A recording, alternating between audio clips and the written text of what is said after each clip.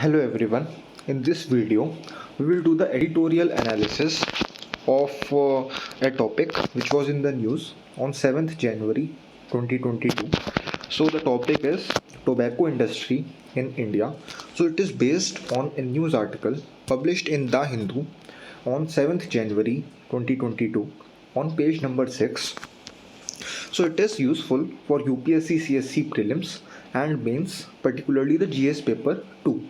Okay, so the original article which was published in The Hindu, it is this: extinguishing the tobacco industry's main narrative.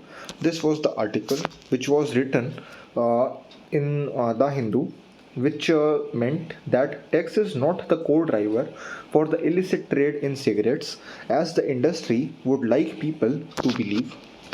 So this presented the views on how the impact of taxes on the tobacco industry uh, is a uh, very important thing that drives the sale of tobacco in India, and also the estimates on the tobacco usage or the tobacco consumption in India. So it was presented using two studies, and also what are the WHO protocols on the same. So it presented that also. So it is very important from the mains point of view. It can be asked as a potential question in the GS2 mains. Okay, so statistics first we will see related to the tobacco consumption in India. So in India, tobacco smoking is acknowledged to be a substantial risk factor for a variety of non-communicable diseases. So as we know that tobacco usage directly impacts the lungs, and it directly impacts the cardiovascular system, which is related to the breathing of the humans, and the respiratory organs like the lungs and other vital organs, they are negatively impacted by the usage of tobacco. And it is said that tobacco is also one of the leading causes for diseases like lung cancer. Okay, so in India there is a lot of tobacco abuse.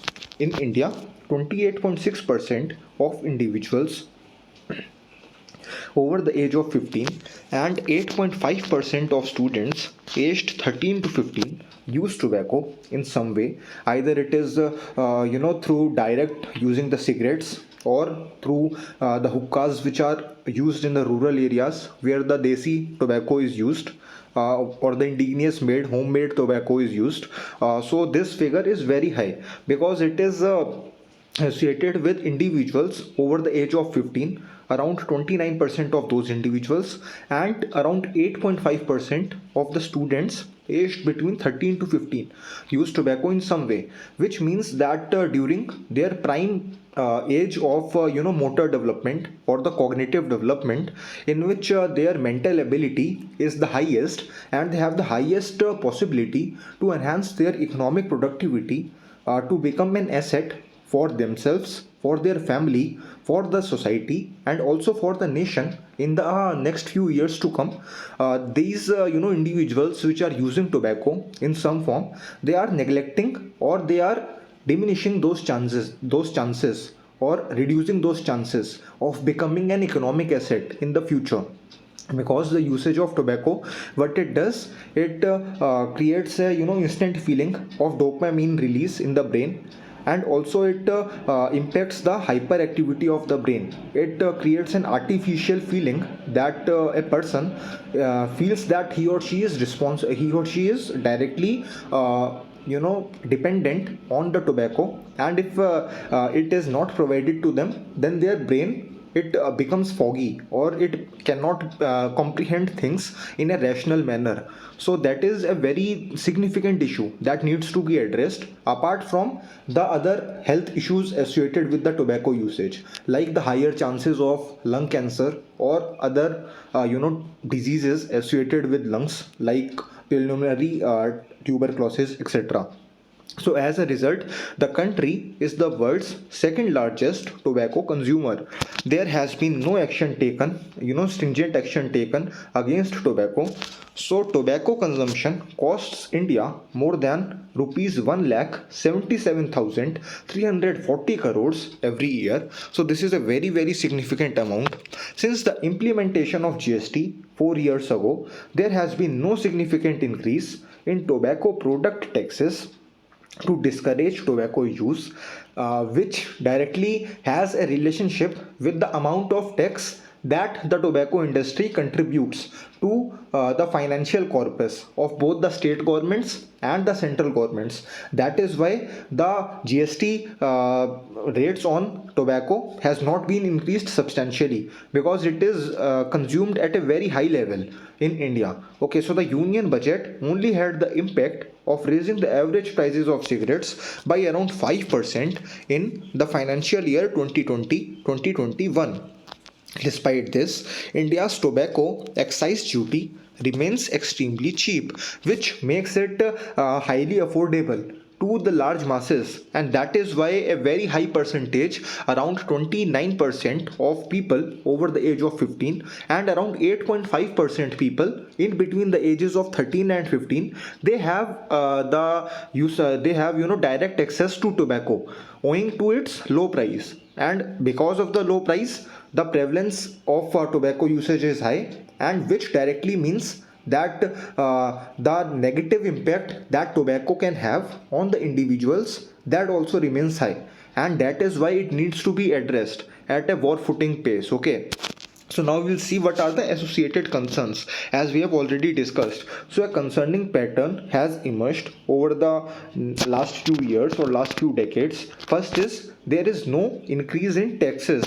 The absence of a tax hike implies that the tobacco business will make more money and the government will lose more cash. Okay, so as the taxes on tobacco does not rise, which means that the profits of the tobacco companies, they continue to rise because of the ever increasing consumption, and also it directly has an impact on the amount of taxes collected by the government. Next is revenue lost. This money may have been put to better use during the COVID-19 pandemic if the tax rates on GST or the GST rates on the tobacco could have been increased, like the rates of petrol and diesel were increased by increasing the excise and the VAT duty. So if the same thing could have happened with the tobacco products, so the people who can afford that, they would have bought the tobacco products. But it had also significantly improved the tax collection or the revenue of the government, which could have then be used for combating the disease, the COVID-19 disease, in a more effective manner, because the government needs constant cash or needs constant financial corpus to arrange for the medicines, to arrange for the vaccines, to arrange for hospitalization, to arrange for oxygen cylinders. The demand is immense, and if the financial corpus of the government could have increased, the government could have fought the pandemic in a much more efficient manner, as it is doing right now. Okay, so GST losses in each of the two fiscal years, GST revenues from tobacco goods have decreased by 3% in real terms. That is because of the fact that the tax prices or the tax rates on the tobacco products has remained almost constant over the last few years, and that is why, because of the ever increasing consumption, the profits of the tobacco companies, that has increased substantially, but the GST rates or the GST collection of the governments on the tobacco products, that has not increased at a comparable manner as compared to the profits that are generated by these tobacco companies. So tobacco GST slab governance. Tobacco is now a heavily taxed commodity. It is still subject to the GST rate of 28%, other than for tobacco leaves, which is taxed at 5%, because tobacco leaves are consumed in the rural areas. So that is why the government has put it at a 5% tax rate bracket. But also the other tax products, they are subjected to 28% GST rates. So tobacco and its different forms are likewise subject to a hefty cess load, as the product is regarded as a sin code. To discourage cigarette consumption, the government places photographs of cancer patients on the packaging of cigarettes. But the people who use the tobacco products or the cigarettes per se, they do not pay a very significant amount of attention on those small images, because they already know the side effects or the negative impacts of tobacco usage, but then also they consume that. Okay, so but before the GST, excise taxes on a variety of tobacco products were routinely raised in the yearly union budgets. Similarly, a number of state governments used to raise the value added tax VAT on tobacco items on a regular basis. Most state governments had gone from a low VAT regime on tobacco items to a high VAT regime in the 5 years leading up to the introduction of the GST. So now, as you know, the GST's highest slab is 28%, and because the tobacco products are included in the GST slabs, as opposed to, or as contrasted to the petroleum products which are outside the purview of the GST regime, which means that the government can increase the excise duty and the customs duty on petrol and diesel at a very substantial manner, because it is not bound by the highest slab of 28% which is under the GST. So the government can increase the amount of taxes on the petrol and diesel products, and thus decrease the consumption pattern, or increase the tax corpus it has, or increase the financial corpus or its financial funds, which directly has an impact on the amount of spending that the government does on critical and non-critical infrastructure.